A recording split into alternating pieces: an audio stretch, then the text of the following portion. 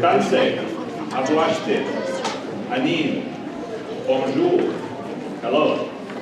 Those are just a few of the founding languages of this country. If you think about Canada in its storied history, it is one of the first countries that said deliberately, we are not going to reduce ourselves to one form of expression and one language. English and French were united, and in this time of reconciliation, we also acknowledge that dozens of indigenous languages are part of the history of this country. And that is precisely the set of values that make us outward-looking and inclusive and collaborative and allow us to see almost intrinsically the value of understanding other languages and other ways of seeing the world. And so it's in that spirit that I'm so happy to be here on behalf of my City Council colleagues to acknowledge this organization and its volunteers for their extraordinary work to make sure that all of the additional languages that have come to Canada through immigration, with refugees, through diversity, that all of those languages are going to be celebrated and protected and preserved and passed forward to future generations.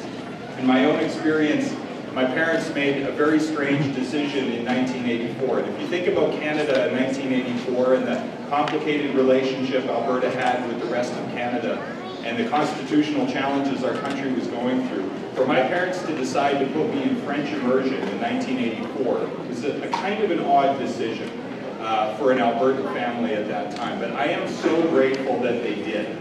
Because when I go to Ottawa now and work with my big city mayor colleagues, my French is pretty rusty, so I don't try to speak it very often. But I can understand what the mayors from Quebec are saying when they're talking about the important issues that mayors are taking to the federal government. And I can understand that their perspective, their history, their culture is slightly different than the perspective of English-speaking mayors. And I can understand that because I understand the French language and have an appreciation for French culture and history, thanks to that decision my parents made. Now, so I was fortunate enough to speak English first, but in my wife's case, my wife Sarah, she was born here, but her parents are from Hong Kong, so her first language is actually Cantonese. She learned English when she went to school. And so she too has the benefit of being able to see the world through two different sets of ears and two different sets of eyes. And that has been so valuable for both of us in our public service.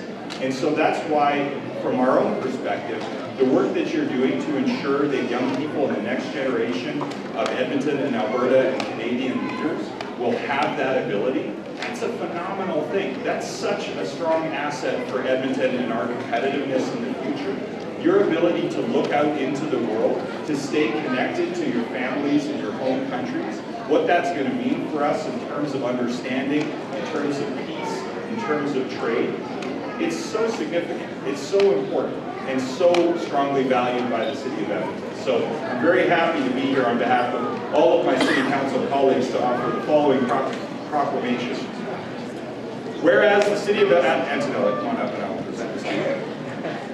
Whereas the City of Edmonton is proud of its diversity and is committed to building a city that is accessible and welcoming for individuals of all backgrounds, and whereas more than 340,000 Edmontonians have a mother language other than English or French, and whereas International Mother Language Day has encouraged cultural diversity and multilingualism around the world for more than 15 years, and whereas the International and Heritage Languages Association promotes heritage language education and cultural pluralism across Northern Alberta, therefore I, Mayor Don Iveson, do hereby proclaim February 24th, 2018, Mother Language Day in Edmonton, Alberta's capital city.